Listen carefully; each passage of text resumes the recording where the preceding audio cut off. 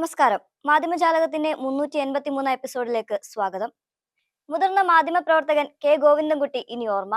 Akashvani, PIB, Indian express, India today തുടങ്ങിയ മാധ്യമ സ്ഥാപനങ്ങളിൽ പ്രവർത്തിച്ചു. ദേശീയ സംസ്ഥാന തലങ്ങളിൽ ചർച്ചയായ ന്യൂസ് സ്റ്റോറികൾ റിപ്പോർട്ട് ചെയ്തു. ഏഷ്യാനെറ്റിൽ കാഴ്ചവട്ടം എന്ന പ്രോഗ്രാമിന്റെ അവതാരകനായിരുന്നു. കെ കരുണാകരന്റെ ജീവചരിത്രം എഴുതിയിരുന്നു. പ്രധാനമന്ത്രിയായിരുന്ന മൊറാർജി ദേശായിക്കൊപ്പമുള്ള വിമാനയാത്രയ്ക്കിടെ ഉണ്ടായ അപകട റിപ്പോർട്ടിംഗാണ് ഏറെ ശ്രദ്ധേയമായത്. ഇന്ത്യൻ പത്രപ്രവർത്തന ചരിത്രത്തിലെ വിസ്മയകരമായ ഒരു അധ്യായത്തിനാണ് കെ ഗോവിന്ദൻകുട്ടിയുടെ വിയോഗത്തിലൂടെ തിരശ്ശീല വീണിരിക്കുന്നതെന്ന് Kerala media academy chairman RS Babu അനുശോചന സന്ദേശത്തിൽ പറഞ്ഞു.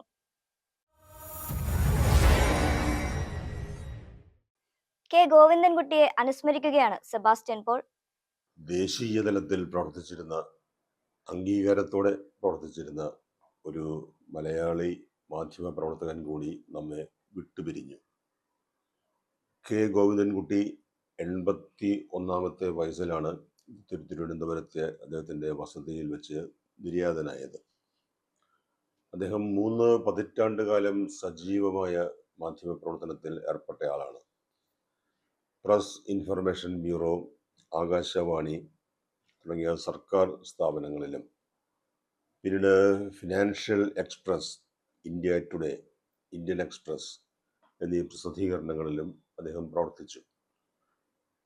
അദ്ദേഹത്തിന് പെട്ടെന്ന് ദേശീയ ശ്രദ്ധയിലേക്ക് എത്തിച്ച ഒരു സംഭവം ഉണ്ടായത് പ്രധാനമന്ത്രി മൊറാർജി ദേശായിയുമായി ബന്ധപ്പെട്ട ഒരു വിമാനാപകടം റിപ്പോർട്ട് ചെയ്തപ്പോഴാണ്.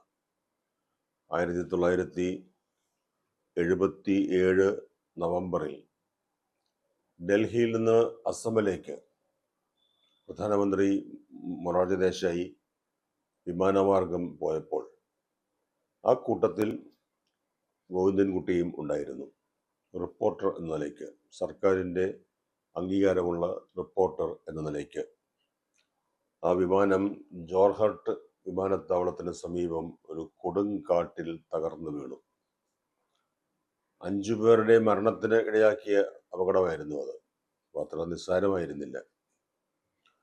പക്ഷേ മൊറാർജി ദേശായിക്ക് ഒന്നും സംഭവിച്ചില്ല.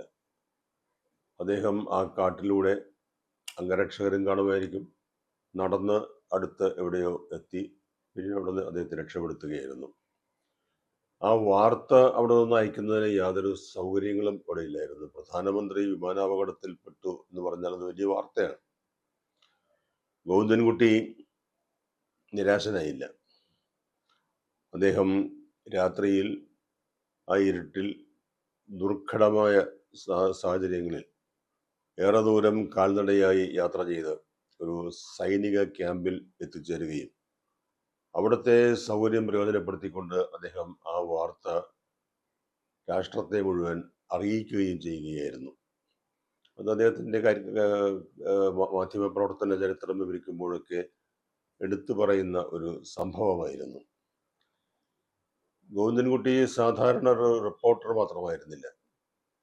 അദ്ദേഹം നിരവധിയായ പുസ്തകങ്ങൾ എഴുതിയിട്ടുണ്ട്. ഈ പങ്ക്തിയിൽ പലപ്പോഴും പറയാറുള്ളത് പോലെ നല്ല പത്രപ്രവർത്തകർ, നല്ല പത്രാധിപന്മാർ, അവർ അന്നൊന്ന് വേണ്ടുന്നത് മാത്രം എഴുതുകയും നാളത്തേക്ക് വേണ്ടി ഒന്നും കരുതി വയ്ക്കാതിരിക്കുകയും നാളത്തെ തലമുറയ്ക്ക് തങ്ങൾ ആരായിരുന്നു എന്ന് അവരെ ബോധ്യപ്പെടുത്തുന്നതിന് സഹായകമായ രീതിയിൽ പുസ്തകങ്ങൾ എഴുതാതിരിക്കുകയും ഒക്കെ ചെയ്യുന്ന ദുഃഖകരമായ അവസ്ഥയെക്കുറിച്ച് ഞാൻ ഈ പരിപാടിയിൽ പലപ്പോഴും പറഞ്ഞിട്ടുണ്ട്. ഗോവിന്ദൻകുട്ടി അതിൽ നിന്ന് വ്യത്യസ്തനായിരുന്നു. അദ്ദേഹം 10ഓളം പുസ്തകങ്ങൾ എഴുതിയിട്ടുണ്ട്. എല്ലാം ഇംഗ്ലീഷിലാണ്.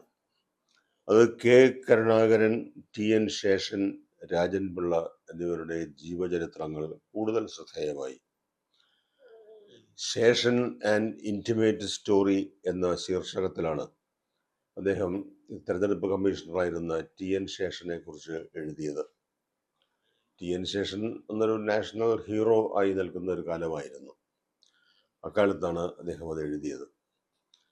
പക്ഷേ അദ്ദേഹത്തിൻ്റെ ആ പുസ്തകം മറ്റൊരു തരത്തിൽ ശ്രദ്ധേയമായി. നമ്മൾ ജേർണലിസം ക്ലാസ്സുകളിലൊക്കെ എപ്പോഴും പഠിപ്പിക്കാറുണ്ട്, വാർത്തയുടെ സോഴ്സ് വെളിപ്പെടുത്തരുത് എന്ന്. ആരാണ് വാർത്ത നൽകിയത്, എവിടെ നിന്ന് കിട്ടി എന്ന ചോദ്യത്തിന് ഉത്തരം പറയാനുള്ള ഉത്തരവാദിത്വം മാധ്യമപ്രവർത്തകർക്കില്ല. ഇല്ല എന്ന് പറയുമ്പോൾ നിയമപരമായി ഉത്തരവാദിത്വമുണ്ട്. കോടതി ചോദിച്ചാൽ ഉത്തരം പറയണം, ഇല്ലെങ്കിൽ കോടതി അലക്ഷ്യത്തിന് നടപടി ഉണ്ടാവും. അമേരിക്കയിലും ബ്രിട്ടനിലും അങ്ങനെ പല രാജ്യങ്ങളിലും വളരെ പ്രമുഖരായ പത്രപ്രവർത്തകർ, റിപ്പോർട്ടർമാർ തങ്ങളുടെ സോഴ്സ് വെളിപ്പെടുത്താതെ ജയിലിൽ പോയിട്ടുണ്ട്.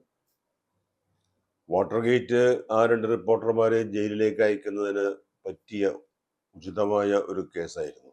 പക്ഷേ അന്ന് ആ വാഷിങ്ടൺ പോസ്റ്റിലെ ആ റിപ്പോർട്ടർമാരോട് ആരും അവരുടെ സോഴ്സിനെ കുറിച്ച് ചോദിക്കാതിരുന്നത് കൊണ്ട് അത് സംഭവിച്ചില്ല.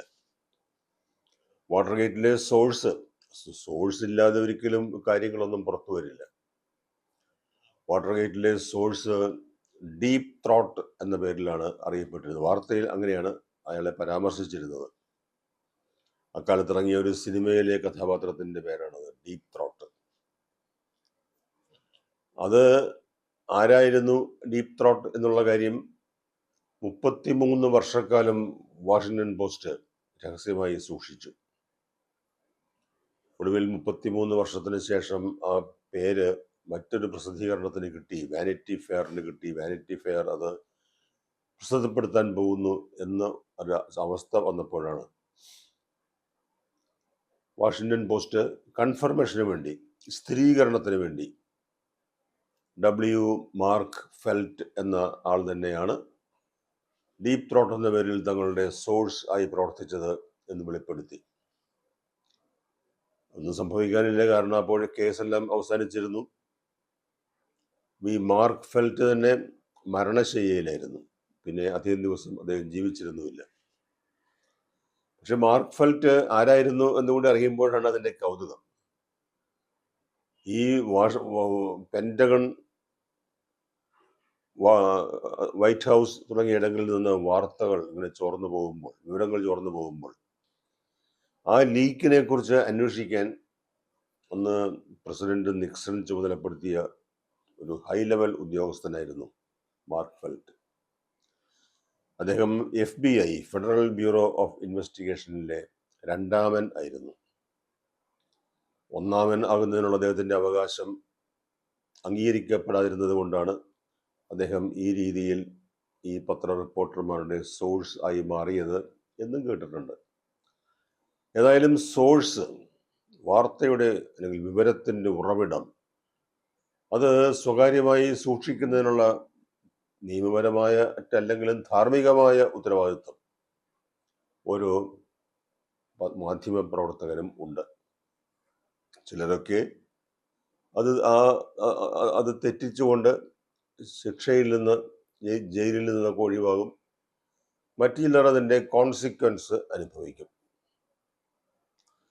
ഇവിടെ സംഭവിച്ചത് എന്തായിരുന്നു? അന്ന് പ്രധാനമന്ത്രി രാജീവ് ഗാന്ധി കൊല്ലപ്പെട്ടു. അതിനെക്കുറിച്ച് അന്വേഷിക്കുക എന്ന് പറഞ്ഞാൽ അതിന് പിന്നിലുള്ള ഗൂഢാലോചനയെക്കുറിച്ച് അന്വേഷിക്കുന്നതിന് ജസ്റ്റിസ് ജെയിൻ നിയമിതനായി. ജെയിൻ കമ്മീഷൻ എന്നാണ് അതറിയപ്പെടുന്നത്.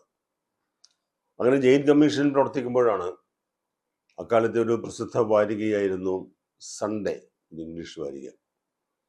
ആ സൺഡേയിൽ ഹൂ കിൽഡ് രാജീവ് ഗാന്ധി എന്ന പേരിൽ ഒരു ലേഖനം വന്നത്. അതിലെ ചില പരാമർശങ്ങളുടെ പേരിൽ സൺഡേ മാഗസിന്റെ എഡിറ്റർ വീർ സംഗ്വിയെയും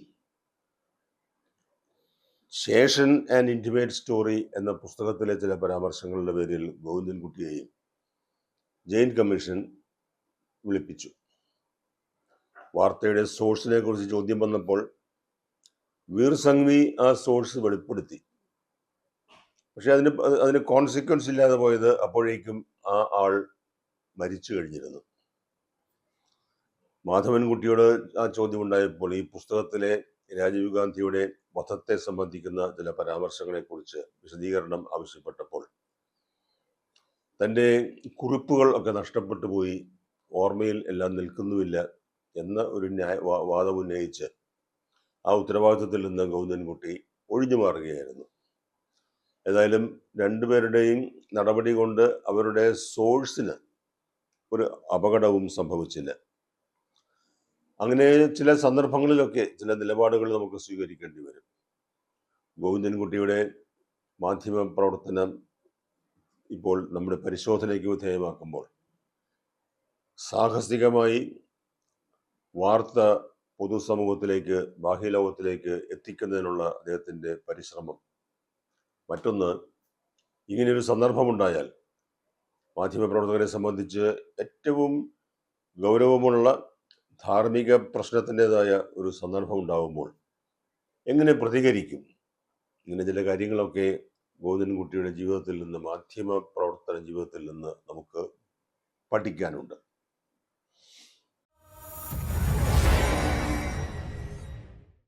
കമ്മ്യൂണിസ്റ്റ് പ്രത്യയശാസ്ത്രം വിദേശത്ത് നിന്ന് ഇറക്കുമതി ചെയ്ത ഒന്നല്ല എന്ന് CPIM ദേശീയ general secretary MA baby. Doctor Chanthavila Murali രചിച്ച ലോക കമ്മ്യൂണിസ്റ്റ് പത്രങ്ങൾ എന്ന പുസ്തകത്തിന്റെ പ്രകാശന ചടങ്ങിൽ സംസാരിക്കുകയായിരുന്നു അദ്ദേഹം.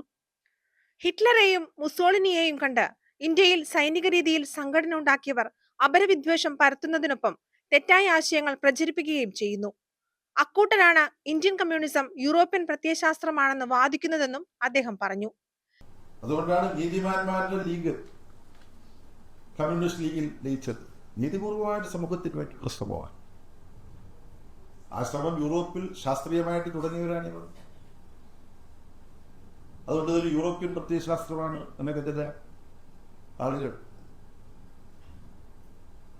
അപരവിദ്വേഷത്തിന്റെയും വർഗീയതയുടെയും വിഷം വമിക്കുന്ന ആശയങ്ങൾ പ്രചരിപ്പിക്കുന്ന ചിലർ പറയാം. ഇത് വിദേശാശയമല്ല, ഇത് വിദേശാശയമല്ല എന്നുള്ളതിന് ഏറ്റവും നല്ല ഉദാഹരണം, നിങ്ങൾ ഇവിടുന്ന് കുറച്ച് മാർത്താണ്ഡോട് ചെന്ന് കഴിഞ്ഞാൽ സ്വാമിത്തോപ്പ് എന്ന് പറയുന്നൊരു സ്ഥലമുണ്ട്. അപ്പം അവിടെ പോകുന്നതിന് മുമ്പ് ജാതിഭേദം, മതദ്വേഷം ഏതില്ലാതെ സർവരും സോദരത്വേന വാഴുന്ന മാതൃകാസ്ഥാനമാണ് വെടിവെച്ച സ്ഥലത്തും നാരായണകൃഷ്ണന്റെ സ്ഥലത്ത് പോകണം. ഈ ഭേദമൊന്നുമില്ലാതെ എല്ലാവരും സോദരത്വേന ജീവിക്കുക എന്ന് പറഞ്ഞാൽ സമത്വമാണ്. സമത്വം ഉണ്ടെങ്കിലേ നമുക്ക് സോദരന്മാരായിട്ട് ജീവിക്കാൻ പറ്റുള്ളൂ. സമത്വത്തിലും നീതിയിലും അധിഷ്ഠിതമായ ഒരു സമൂഹത്തിന്റെ നിർമ്മിതിക്ക് വേണ്ടി ഒരു സംഘടന ഉണ്ടാക്കാൻ മാർക്സും എംഗൽസും ശ്രമിക്കുന്നതിന് മുമ്പ് അയ്യാമയ്യയുടെ സ്വാമി എന്ത് ചെയ്യുന്നു? എന്താ സ്ഥാപിച്ചത്? സമത്വ സമാധി. Thiruvananthapuram press club 4th estate ഹാളിലായിരുന്നു ചടങ്ങ് സംഘടിപ്പിച്ചത്. കേരള മീഡിയ അക്കാദമിയുടെ പുതിയ ആസ്ഥാന മന്ദിരത്തിൽ ഒരു ബ്ലോക്കിനോ ഓഡിറ്റോറിയത്തിനോ പി ഗോവിന്ദപിള്ളയുടെ പേര് നൽകാനാണ് ഉദ്ദേശിക്കുന്നതെന്ന് അക്കാദമി ചെയർമാൻ RS ബാബു അധ്യക്ഷ പ്രസംഗത്തിൽ പറഞ്ഞു. ഈ അവസരത്തിൽ ഒരു സന്തോഷകരമായ കാര്യം അറിയിക്കാനുള്ളത്, മീഡിയ അക്കാദമിയുടെ കാക്കനാട് ക്യാമ്പസിൽ പുതിയ മന്ദിരം നിർമ്മിക്കാൻ പോവുകയാണ്. അതിന് 56 ലക്ഷം രൂപയുടെ ഒരു എസ്റ്റിമേറ്റുള്ള ഒരു കെട്ടിടമാണ്. മീഡിയ അക്കാദമിയുടെ അന്ന് ആദ്യം പ്രസ് അക്കാദമി ആയിരുന്നു. പ്രസ് അക്കാദമിയുടെ രണ്ടാമത്തെ ചെയർമാനായിരുന്നു പി ഗോവിന്ദപിള്ള. PGയുടെ പേരിൽ അതിലൊരു ബ്ലോക്കിനോ ഓഡിറ്റോറിയത്തിനോ നാമകരണം ചെയ്യാമെന്നാണ് മീഡിയ അക്കാദമി ആഗ്രഹിക്കുന്നത്. കേരളത്തിലെടുത്താൽ കമ്മ്യൂണിസ്റ്റ് പത്രശാഖ ജനങ്ങളുടെ ജീവിതത്തെയും നമ്മുടെ സിനിമയെയും സംഗീതത്തെയും നാടകത്തെയും എല്ലാം മാറ്റിമറിക്കുന്നതിൽ വലിയ സംഭാവനയാണ് നൽകിയിട്ടുള്ളത്. അതിൽ PGയുടെ എല്ലാം ഇടപെടൽ വളരെ വലുതാണ്. യഥാർത്ഥത്തിൽ മലയാള സിനിമയ്ക്ക് ഒരു നവഭാവുകത്വം നൽകുന്നതിന്, അതിനെ വഴിതിരിച്ചു വിടുന്നതിന് ദേശാഭിമാനിയിൽ PG എഴുതിയിട്ടുള്ള ലേഖനങ്ങൾ, ഇടപെടലുകൾ വലിയ സംഭാവനയാണ് നൽകിയിട്ടുള്ളത്. ഇന്ത്യയിലെയും ലോകത്തിലെയും നിലച്ചുപോയ കമ്മ്യൂണിസ്റ്റ് പത്രങ്ങളെ പരിചയപ്പെടുത്തുന്ന, ഇന്ന് നിലനിൽക്കുന്ന പത്രങ്ങളെ പരിചയപ്പെടുത്തുന്ന ഡോക്ടർ ചന്തവിള മുരളിയുടെ പുസ്തകം മാധ്യമ ലോകത്തിന് മാത്രമല്ല, വിജ്ഞാന സമൂഹത്തിനാകെയും മാനവരാശിക്ക് പൊതുവിലും ഉപകരിക്കുന്നതാണ്. സംസ്ഥാന ആസൂത്രണ ബോർഡ് അംഗം ഡോക്ടർ മിനി സുകുമാർ പുസ്തകത്തിന്റെ ആദ്യ കോപ്പി സ്വീകരിച്ചു.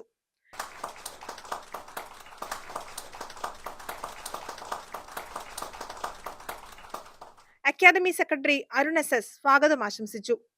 ചടങ്ങിൽ മാധ്യമപ്രവർത്തക R പാർവതി ദേവി, KUWJ ജില്ലാ president chiller Stephen, Thiruvananthapuram press club secretary PR Praveen എന്നിവർ ആശംസ അർപ്പിച്ചു. ഡോക്ടർ ചന്തവിള മുരളി മറുപടി പ്രസംഗവും നടത്തി.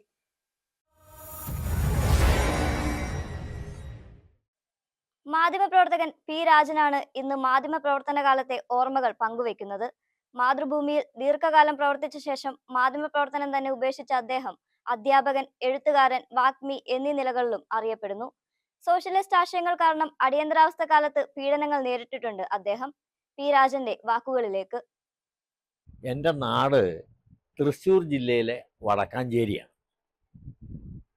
തലപ്പള്ളി താലൂക്കിൻ്റെ തലസ്ഥാനമാണ്. വടക്കാഞ്ചേരിയിൽ മാത്രമല്ല, ഞാൻ പത്രപ്രവർത്തനം തുടങ്ങിയ കാലത്ത് ഒരു ജില്ലാ ആസ്ഥാനം പോലും അല്ലാത്ത സ്ഥലമായിരുന്നു എറണാകുളം. രാഷ്ട്രീയ പ്രവർത്തനത്തിൽ നിന്ന് പത്രപ്രവർത്തനത്തിലേക്ക് വന്ന ആളാണ് ഞാൻ. എൻ്റെ കാലത്ത് പത്രപ്രവർത്തനത്തിലേക്ക് അങ്ങനെ ഒരു ഉറച്ച ബോധ്യത്തോടു കൂടി ഞാൻ പത്രപ്രവർത്തകനാകുമെന്ന ലക്ഷ്യത്തോടു കൂടി വന്നവരല്ല ബഹുഭൂരിഭാഗവും. ഒന്നുകിൽ രാഷ്ട്രീയ പ്രവർത്തനത്തിൻ്റെ ഭാഗമായി, അല്ലെങ്കിൽ കലാസാംസ്കാരിക പ്രവർത്തനത്തിൻ്റെ ഭാഗമായി, അല്ലെങ്കിൽ സാഹിത്യ പ്രവർത്തനത്തിൻ്റെ ഭാഗം, ഇങ്ങനെയൊക്കെ വന്നതാണ്. ഞാൻ രാഷ്ട്രീയ പ്രവർത്തനത്തിൻ്റെ ഭാഗമായി പത്രപ്രവർത്തനത്തിൽ വന്ന ആളാണ്. ഞാൻ അന്ന് സജീവ കോൺഗ്രസ് പ്രവർത്തകനായിരുന്നു. 50കളിലാണ് എൻ്റെ കോളേജ് വിദ്യാഭ്യാസം. 4 കൊല്ലം ഞാൻ ഈ രാഷ്ട്രീയം വിദ്യാർത്ഥിയായിട്ട് നടന്നെങ്കിലും 2 കൊല്ലം ഫലത്തിൽ നഷ്ടപ്പെട്ടു. 2 കൊല്ലം ലോ കോളേജിൽ കഴിഞ്ഞു. അത് പാസ്സായി. അപ്പോഴേക്കും എനിക്ക് മാധ്യമ പ്രവർത്തനത്തിൽ താല്പര്യം വരാനിടയായി. ഞാൻ ഇതിൽ ചേരാൻ പ്രധാനമായ കാരണം എറണാകുളം എഡിഷൻ മാതൃഭൂമി തുടങ്ങാൻ തീരുമാനിച്ച് അതിൻ്റെ ചുമതല AP ഉദയഭാനു, കേട്ടിട്ടുണ്ടല്ലോ, അദ്ദേഹത്തെയാണ് ഏർപ്പെടുത്തിയിരുന്നത്. അപ്പം ഞാൻ അദ്ദേഹമായിട്ട് വളരെ അടുത്ത ബന്ധമുള്ള ആളാണ്. അല്പം പുസ്തകം വായിക്കുന്ന സ്വഭാവമുള്ള കോൺഗ്രസ് നേതാക്കളിൽപ്പെട്ട ഒരാളാണ് ഉദയഭാനു. അപ്പം അദ്ദേഹത്തിൻ്റെ അടുത്ത് ഞാൻ സീതാറാമയ്യയുടെ കോൺഗ്രസ് ചരിത്രവും എല്ലാം മേടിച്ച് വായിച്ചിട്ടുണ്ട്. അതുകൊണ്ട് അവിടെ തുടങ്ങുന്നതിന് മുമ്പ് വീട്ടിൽ തന്നെയാണല്ലോ റിപ്പോർട്ടർ ഓഫീസ്. എൻ്റെ സീനിയർ ചൊവ്വര പരമേശ്വരൻ എന്ന് പറഞ്ഞ പ്രസിദ്ധ ജേർണലിസ്റ്റിൻ്റെ മകനായ രാമചന്ദ്രനാണ്. അപ്പം അദ്ദേഹത്തിൻ്റെ വീട്ടിലാണ് ഓഫീസ്. അവിടെ പരിചയവും അവിടെ അതിനുമായി ഇറങ്ങിച്ചേർന്ന് പ്രവർത്തിക്കാൻ പറ്റിയ ഒരാൾ വേണമെന്ന് പറഞ്ഞ് ഉദയഭാനു, അവർ മാതനാരക്കാരുടെ ബന്ധം കൊണ്ട്, അച്ഛനൊക്കെയായിട്ടുള്ള ബന്ധം കൊണ്ട് എനിക്ക് ഫ്രീലാൻസ് റിപ്പോർട്ടിങ് നടത്തിയിട്ടുണ്ട്. അപ്പോൾ അങ്ങനെ എനിക്ക് പത്രക്കാരായിട്ട് പരിചയമുണ്ട്. അങ്ങനെ ഒരു ഫ്രീലാൻസിൽ നിന്ന് മാതൃഭൂമി എഡിഷൻ ഇവിടെ തുടങ്ങുമ്പോൾ അവരൊരാളെ വേണമെന്നും പറഞ്ഞ് എന്നെ ഉദയഭാനു നിയമിച്ചത്. അന്ന് ഒരു കോളേജ് ലെക്ചററെ 1.5 ഇരട്ടി ശമ്പളം നമുക്കുണ്ട്. വേജ് ബോർഡൊന്നും നടപ്പാക്കുന്ന തുടങ്ങണേ ഉള്ളൂ, പക്ഷെ ഉണ്ട്. പക്ഷെ ഞാൻ എൻ്റെ വിദ്യാഭ്യാസ യോഗ്യത അനുസരിച്ച് കോളേജ് ലെക്ചററുടെ ശമ്പളം പോലും എനിക്ക് കിട്ടാൻ അർഹതയില്ല. അർഹതയില്ല, തോറ്റു പാസ്സാകാൻ അങ്ങനെ അർഹത കിട്ടാണ്. കിട്ടുമോ? ജോലി തന്നെ കിട്ടില്ല. പക്ഷേ അതൊരു ഭാഗ്യം സത്യത്തിൽ. എനിക്കാണെങ്കിൽ ജേർണലിസം താല്പര്യമുണ്ട്. അവിടെ മാതൃഭൂമിയിലാണെങ്കിൽ അന്ന് ചോദിക്കാനൊന്നും ആളില്ല. തലസ്ഥാനം എന്ന് പറഞ്ഞാൽ അവിടെ ഉദയഭാനു വന്ന അദ്ദേഹത്തിന് അവിടുത്തെ ഈ സീനിയർ ആൾക്കാർ സ്വാതന്ത്ര്യ സമരഭടന്മാരെ എല്ലാത്തിനും വേണ്ടത്ര ബഹുമാനിക്കില്ല. അപ്പോൾ ഞാൻ ചേർന്ന കാലത്ത് മാതൃഭൂമിയിലെ എഡിറ്റോറിയൽ സ്റ്റാഫ് എന്ന് പറഞ്ഞാൽ കുഞ്ഞപ്പൻ നായർ, ജവഹർലാൽ നെഹ്റുവിൻ്റെ പുസ്തകമെല്ലാം ട്രാൻസ്ലേറ്റ് ചെയ്തത്, മാധവനാണ് സമാധാനം, ബാലേന്ദ്രൻ സ്പോർട്സിൽ, അങ്ങനെയുള്ള ആൾക്കാരും ചൊവ്വര പരമേശ്വരൻ്റെ മകനായ ചന്ദ്രൻ്റെ ചീഫ്, കൃഷ്ണൻകുട്ടി നായർ എന്ന് പറഞ്ഞാൽ തൃശ്ശൂർ ജില്ലാ കറസ്പോണ്ടൻറ്റ്, EMS എൻ്റെ ഗുരുവാണെന്ന് എഴുതിയിരിക്കുന്ന ആളാണ്. ആര്? കൃഷ്ണൻകുട്ടി നായരെ. അങ്ങനെയുള്ള ആൾക്കാരാണ് അവിടെ ചോട്ടാൻ. ഞാൻ ധിക്കാരത്തിൽ ഒഴിച്ച് ബാക്കി ഒരു കാര്യത്തിലും ഇവരുടെ ലെവലുള്ളവനല്ല. പ്രസിദ്ധി അങ്ങനെ നമ്മൾ പോയിട്ടുമില്ല. പക്ഷേ അവിടെ ചേർന്ന് കഴിഞ്ഞിട്ട് ചില സമരങ്ങളൊക്കെ ചെയ്യേണ്ടി വന്നു. യൂണിയൻ നേതാവായി. പത്രപ്രവർത്തകനാകണം എന്ന ആഗ്രഹത്തോടു കൂടി വന്നതല്ല. രാഷ്ട്രീയ പ്രവർത്തനത്തിൻ്റെ ഭാഗമായി പത്രപ്രവർത്തനവും ഉണ്ടായിരുന്നു. പക്ഷേ ഇവിടെ ചുമതല നിർവഹിക്കാനായിട്ട് ഉദ്ദേശിക്കപ്പെട്ട ആൾ എനിക്ക് പരിചയമുള്ള നേതാവായിരുന്ന AP ഉദയഭാനുവാണ്. അപ്പോൾ ഏതായാലും രാജങ്ങനെ പരീക്ഷ എഴുതിയിരുന്ന നടക്കില്ല. അത് കഴിഞ്ഞിട്ട് നമുക്ക് ആലോചിക്കാം. ഇപ്പോൾ തൽക്കാലം മാതൃഭൂമിയുടെ അവിടുത്തെ റിപ്പോർട്ടറായിട്ട് ആണ് ഞാൻ ജോയിൻ ചെയ്യുന്നത്. പക്ഷെ ഞാൻ ഒരു റിപ്പോർട്ടറായി പത്രപ്രവർത്തനത്തിൽ ജോയിൻ ചെയ്യുന്ന കാലത്ത് ഒരു കോളേജ് അധ്യാപകൻ്റെ 1.5 ഇരട്ടി ശമ്പളം മാതൃഭൂമി നൽകിയിരുന്നു. അപ്പോൾ സാമ്പത്തികമായും ഒരു വലിയ ദൂഷ്യമുള്ള ഒരു കാര്യമായിരുന്നില്ല. എന്ന് മാത്രമല്ല അവിടെ വളരെയധികം സ്വാതന്ത്ര്യമുള്ള ഒരു അറ്റ്മോസ്ഫിയറായിരുന്നു. അദ്ദേഹം അന്നത്തെ കോൺഗ്രസ് മാതൃഭൂമിക്ക് ഒന്നായിരുന്നുകൊണ്ട് മാതൃഭൂമി ഓഫീസും കോൺഗ്രസ് ഓഫീസും മിക്കവാറും ഒന്ന് തന്നെയായിരുന്നു. അങ്ങനെയുള്ള ഒരു പശ്ചാത്തലത്തിൽ നിന്ന് മാറ്റി ഒരു ആധുനിക പത്രപ്രവർത്തനത്തിൻ്റെ ഒരു ശൈലി ഉണ്ടാക്കിയ ആൾ VM നായരാണ്.